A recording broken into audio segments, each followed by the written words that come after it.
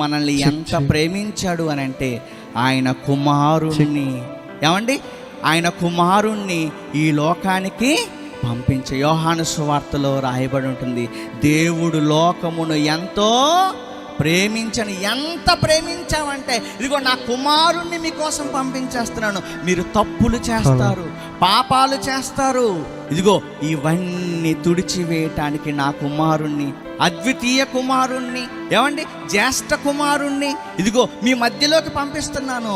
ఆయన మీ అందరి కోసం 33.5 సంవత్సరాలు ఏ పాపం చేయకుండా బ్రతికి సిలువలో తన రక్తమంతా కార్చి మీ పాపాలని, నా పాపాన్ని, ప్రపంచంలో ఉన్న ప్రతి ఒక్కరి పాపాలని తుడిచివేయటానికి నేను ఒక ప్రణాళిక సిద్ధం చేశాను అని మన పరలోకపు తండ్రి 2000 సంవత్సరాల క్రితం మన యేసుక్రీస్తు వారిని ఈ లోకానికి పంపించారు. ఏంటి